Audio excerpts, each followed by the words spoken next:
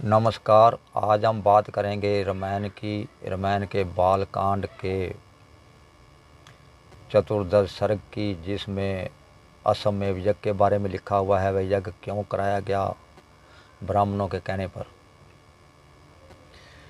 उस सर्ग में यह लिखा हुआ है कि चतुर्दश सर्ग में कि कई प्रकार के पशु पक्षी लाए गए देवताओं को खुश करने के लिए, और एक अश्वमेध यज्ञ यानी कि एक घोड़ा भी छोड़ा गया जो चारे कोने घूमकर संसार के देश के आ गया। तो उस घोड़े के साथ फिर कौशल्या जी ने उस घोड़े को शास्त्र विधि के अनुसार उस घोड़े को तलवार से उसकी गर्दन अलग कर दी, और फिर रात भर उस घोड़े के साथ नियोजित रही, यानी कि चिपकी रही। और फिर सुबह ऋषियों ने, ब्राह्मणों ने उस घोड़े को उस कटे हुए घोड़े के 16 टुकड़ों को यज्ञ में एक एक करके डाला। फिर जो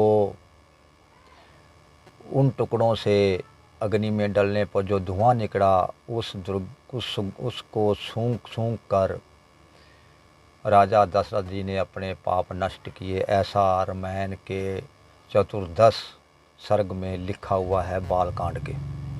यह आप भी पढ़ सकते हैं, मैं इसमें आपको कॉपी भी दे दूंगा। ऐसा लिखा हुआ है। अब देखिए, आजकल लोग ये कहते हैं कि मांस खाने से, पशु मारने से, पक्षी मारने से ये होता है, लेकिन रामायण काल में भी पुत्र प्राप्ति के लिए राजा दशरथ जी ने अश्वमेध यज्ञ किया ब्राह्मणों के कहने पर। फिर उसके बाद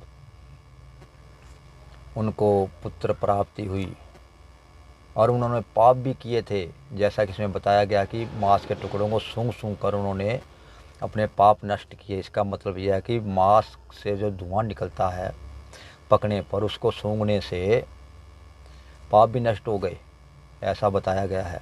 अब ये सच है झूठ, ये तो ब्राह्मण लोग, जो ज्ञानी लोग ही जानते हैं। हम तो अज्ञानी आदमी हैं, हम तो बस जो पढ़ते हैं उस पर विचार करने की कोशिश करते हैं। जो समझ में आता है वो बता देते हैं, जो नहीं आता हम चुप रहते हैं। अब आप भी जो लोग हमारी इस बात को गलत माने, वह बालकांड का चतुर्दश सर्ग पढ़ ले।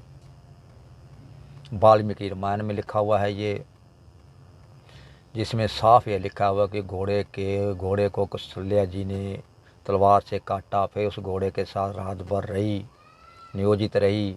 फिर ब्राह्मणों ने उस घोड़े के 16 टुकड़ों को 16 टुकड़े किए, और उसको एक एक टुकड़ा यज्ञ की हवन में डाला गया। उससे जो धुआं निकला वह राजा दशरथ जी ने सूंघ कर अपने पाप नष्ट किए, ऐसा लिखा हुआ है। और मैंने वह फिर बता दूंगी, बालकांड के चतुर्दश सर्ग में लिखा हुआ है यह। और इसमें यह भी रामायण में लिखा हुआ है कि जो रामायण है वह रामचंद्र जी के समकालीन की लिखी हुई है। कई लोग कहते हैं कि वाल्मीकि जी ने वह रामायण जो है रामचंद्र जी के पहले लिख दी थी। नहीं, वह रामायण में लिखा हुआ है कि रामचंद्र जी के राज सिंहासन पर विराजमान होने के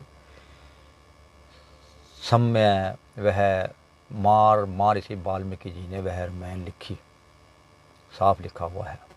अब मेरा इसमें कहने का मतलब यह है कि राजा रामचंद्र जी का जन्म अश्वमेध यज्ञ के कारण, यज्ञ करने से हुआ, जैसा कि रामायण में लिखा हुआ है। ये हम नहीं मानते कि यह सच है, या सच है या झूठ है। हम ना झूठ कहेंगे ना हम सच कहेंगे, क्योंकि जो लिखा हुआ है रामायण में वाल्मीकि जी ने लिख दिया है, उसको तो झूठ कोई कहेगा नहीं, वह सच ही होगा। तो आप पढ़ लीजिए, विचार कीजिए, और अपने ज्ञानी जनों से पूछिए क्या ऐसा हुआ था या नहीं। नमस्कार।